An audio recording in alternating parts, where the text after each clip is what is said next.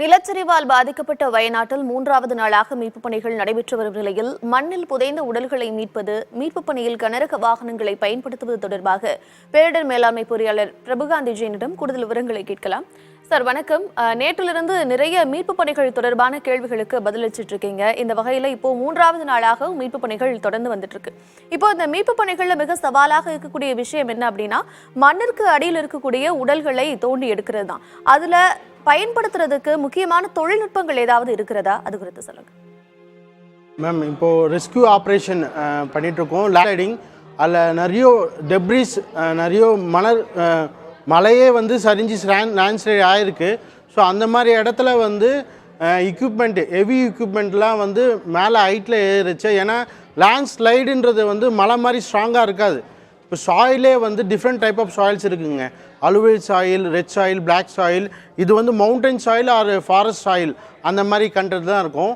ஆனால் அந்த மலையோடைய அந்த அந்த ஸ்ட்ரென்த்தே வந்து வீக்காக இருக்குது. அப்போ அந்த இடத்துல பொக்லைன் ஜேசிபி மாதிரி இயந்திரங்கள் மேலே ஏற்றலாமான்னு கேட்டேன். ஏன்னா ஒரு ஜேசிபியும் 4-5 டன் உள்ள வெயிட் உள்ள சேஃபாக க்ளோடு அந்த மாதிரி தான். அப்போது இந்த மாதிரியான பேரிடர் காலங்களை கையாளுக்குன்னு பாப் கேட்டுன்னு ஒன்று இருக்கும், சின்ன வண்டி. அந்த மாதிரியான வண்டிகள் தான் இந்த மாதிரியான ரெஸ்கியூ ஆப்ரேஷனில் இன்வால்வ் பண்ணணும்.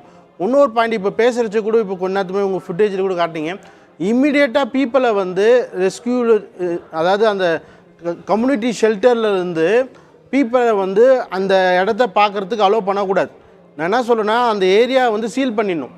இன்னும் 2 or 3 days கழித்து தான் வந்து அங்கே இருக்க காமன் பப்ளிக்கை அவங்க வீட்டை போய் பார்க்கறதுக்கு அலோவ் பண்ணணும். இல்லை, ஆனால் இப்போ மீட்பு பணிகளில் ஈடுபட்டிருக்கக்கூடிய பேரிடர் மீட்பு படையினரோட சேர்ந்து தன்னார்வலர்கள் நிறைய பேரும் வந்து தன்னுடைய மீட்பு பணிகளில் ஈடுபட்டிருக்கிறாங்க.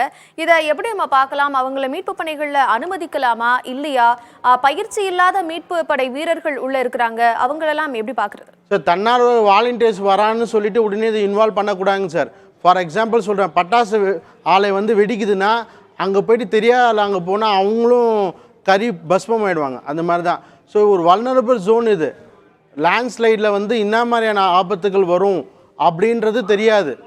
அப்போது அந்த இடத்துல well trained person, experience people கையில் ஒரு டேகோ இல்லாட்டி ஒரு ஐடென்டி கார்டோ இந்த மாதிரி டிசாஸ்டர் பண்ணியிருக்கோம் அந்த மாதிரி ஐடென்டி பீப்புள் தான் என்ன இன்வால்வ் பண்ணும். ஏன்னா இட்ஸ் அன் அசாடஸ் ஜோன். இப்போ அவங்க ஒருத்தன் போய் காப்பாற்றுறேன்னு சொல்லி பாயிட்டு அவங்களோட உயிரும் முக்கியம் இல்லை, அந்த உயிர் வந்து அந்த குடும்பத்துக்கு கண்டிப்பாக முக்கியம்.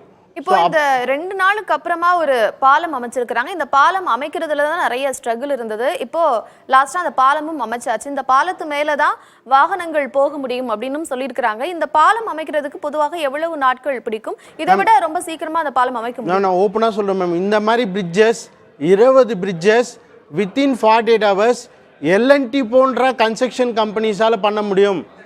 பிரிட்ஜஸ் கட்டுறது ஆர்மியோட வேலை கிடையாது. இதனால் திருப்பி சொல்கிறேன். இந்த இடத்துல மாடர்ன் எக்யூப்மெண்ட் சார், உலகத்துக்கே லேண்ட்மார்க் தயாரிக்கிற கம்பெனி எல்என்டி இன் சென்னை ஹெட் குவார்ட்டர்ஸ். எக்ஸாம்பிள் சொல்ல வரேன். எவ்வளோ லேண்ட்மார்க்ஸ் வந்து கன்ஸ்ட்ரக்ஷன் மாடர்ன் எக்யூப்மெண்ட்ஸு பெரிய லெவலில் வந்திருக்கு. ஓகேங்களா? இப்போ காங்கிரீட் போடணும் அப்படின்னா ப்ளூம் ப்ரெஷர்னு ஒன்று இருக்குது, டக்குன்னு போடலாம். சாலிட் பிளாக் வந்து இப்போ நீங்கள் மெட்ரோ எல்லாம் பார்த்துருப்பீங்க, கன்ஸ்ட்ரக்ஷன்ஸ் பிரிட்ஜஸ்லாம் டக்குன்னு கிரெயினை வச்சுட்டு பிளாக்கை வச்சுட்டு போட்டு போயிட்டே இருக்காங்க. ஸோ அந்த மாதிரியான சிஸ்டம்ஸை வந்து அதான் சொல்கிறேன், பேரிடர் காலங்களில் கன்ஸ்ட்ரக்ஷன் கம்பெனிஸை இன்வால்வ் பண்ண வைங்க.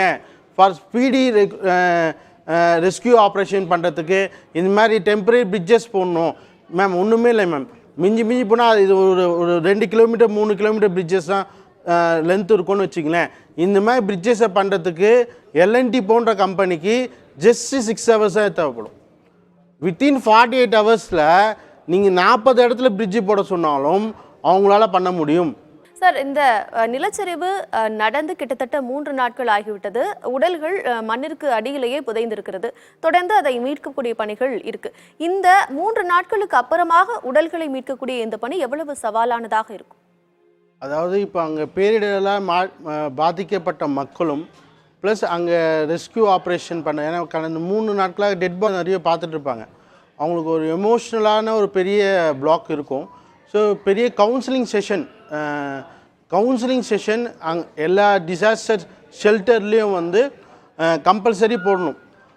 கவுன்சிலிங், ஏன்னா மன தைரியத்தை வந்து உருவாக்கணும். ஏன்னா அது மக்களுடைய வாழ்வாதாரமே போயிடுச்சு. அவங்க ஜென்ரேஷனாக 4-5 ஜென்ரேஷனாக சேர்த்து வச்ச அனைத்து சேமிப்புகளும் இயற்கை சூறையாடிடுச்சு. ஸோ அப்படின்ற போது அவங்க ஒரு எமோஷ்னலாக பெரிய லெவலில் அதுக்கு தான் கவுன்சிலிங் கொடுக்கணும் அப்படின்ற மாதிரி சொல்கிறேன். ஏன்னா இதில் வில் பவர் ரொம்ப ரொம்ப முக்கியம்.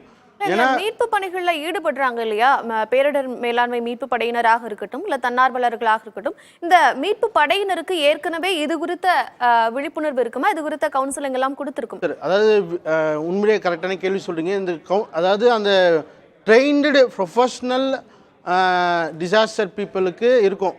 For example Indian red cross society அப்படின்னு ஒன்று இருக்குது. அதில் இருக்கிற வாலண்டியர்ஸ்க்கு எல்லாமே இது ட்ரைனிங் பண்ணுவாங்க. அதாவது ஓப்பனாக சொல்கிறேன், ஒரு டெட் பாடியை வந்து எப்படி பார்ப்பாங்கன்னா அது ஒரு கமோடிட்டியாக பார்ப்பாங்க. ஒரு ரத்தமோ, ஏன்னா நேற்று ஃபுட்டேஜ்லாம் பார்க்கச்சு கை இல்லை, கால் இல்லை, உடம்பு தனியாக இருக்குது அப்படின்ற மாதிரிலாம் நிறைய சொல்கிறாங்க. அப்போது அந்த பாறைகளுக்கு இடையில் மாற்றிருக்க பாடியை எடுக்கணும். ஸோ அப்படிலாம் பண்ணுறச்சு அவங்க மென்டலி வந்து ரொம்ப ஸ்ட்ராங்காக இருக்கணும். அப்படி இருந்தால் தான் இந்த மாதிரியான ஒர்க்கெலாம் வந்து இன்வால்வ் பண்ணணும். இதில் வந்து லோக்கல் பப்ளிக் பீப்புளெலாம் வந்து லோ ரிஸ்க் ஒர்க்கில் இன்வால்வ் பண்ணணும். இப்போ சாப்பாடு பரிமாறுறது, இல்லாட்டி ஷெல்டர்ஸு, கிளாத்து இது பண்ணுறது, அந்த மாதிரியான ஒர்க்கில் இன்வால்வ் பண்ணணும். ஸோ கொஞ்சம் ப்ரொஃபஷ்னல் ட்ரைன்டு பீப்புள் தான் வந்து, ஏன்னா லேண்ட்ஸ்லைடில் எல்லாமே ஹை ரிஸ்க்கு தான், லோ ரிஸ்க்குன்றதே இல்லவே இல்லை. அப்படின்ற போது இப்போ அது கிட்டத்தட்ட லேண்ட்ஸ்லைடிங்லாம் நிறைய இடத்துல புதகுழின்னுவாங்க. உள்ளே இறங்கினா, ஏன்னா நிறைய டெப்ரிஸ் 10 அடி 15 அடி மேலாம் இருக்குதுன்னு சொல்கிறாங்க. அதுக்குள்ளே போனால் அப்படியே உள்ளே இறங்க வேண்டியது தான். ஸோ இவ்வளோ ஹை ரிஸ்க் இருக்குது. ஸோ அப்படின்ற போது அந்த வாலண்டியர்ஸ் இன்வால்வ் ஆகிருக்கிறவருடைய சேஃப்டியும் ரொம்ப ரொம்ப முக்கியம். ஒன்று சொல்கிறேன், சென்ட்ரல் கவர்மெண்ட்டும் ஸ்டேட் கவர்மெண்ட்டும் எனக்கு தெரிஞ்சு இந்த பீப்புளை வந்து மொபிலிட்டி பண்ணுறதுல தான் வந்து மிகப்பெரிய தவறுகள் பண்ணியிருக்காங்க. எனக்கு தெரிஞ்சு 2 மாதம் 3 மாதத்துக்கு முன்னாடி கூட டிசாஸ்டர் அலர்ட் எஸ்எம்எஸ் எல்லாருக்குமே வந்தது.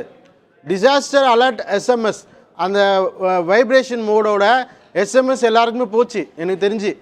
அதே மாதிரி இந்த இதுக்கு எனக்கு தெரிஞ்சு அனுப்பலை. இது ஏன் பண்ண தவறுனாங்க மாநில அரசாங்கம், மத்திய அரசாங்கம். இன்னொரு பாயிண்ட் நான் திருப்பி சொல்கிற பாயிண்ட் என்னென்னா, அந்த பேரிடர் வந்து லேண்ட்ஸ்லைடிங் ஆகி அவங்க வீட்டு முன்னாடி விழுற வரைக்கும் நிறைய மக்கள் அங்கே தான் இருக்காங்க. ஏன் 2 வாரமாக பெய்கிற மழைக்கு பீப்புளை ஒரு சேஃபர் ஜோனில் பீப்புளை மைக்ரேட் பண்ண முடியல, ஏன் எவாக்குவேட் பண்ண முடியல? சரி, ஒரு 40,000 பேர் ஒரு இடத்துல இருக்காங்கன்னா 40,000 பேரை ஒரு சேஃபர் ஜோனுக்கு எவாக்குவேஷன் பண்ணுறதுக்கு எத்தனை நாள் ஆகும்? நீங்கள் சீரியஸாக பண்ணால் ஒரு நாள் இல்லாட்டி 2 நாளில் பண்ணிடலாம், ஃபுல்லாக எவாக்குவேட் பண்ணலாம். ஸோ சோஷியல் மீடியா இருக்குது, இந்த காலத்தில் மீடியா டிவி இருக்குது, எது நினைஞ்சாலும் உடனே போய் சேர்க்கறதுக்கு. சரி, இப்போது ஓப்பனாக சொன்ன ஒரு கட்சியில் எலெக்ஷனில் கூட இப்போ தேர்தல் வருது அப்படின்னா நாளைக்கு வேட்பாளர் வந்து நான் உங்கள் ஏரியாவுக்கு வரப்போகிறேன் எஸ்எம்எஸ் அனுப்புகிறாங்க.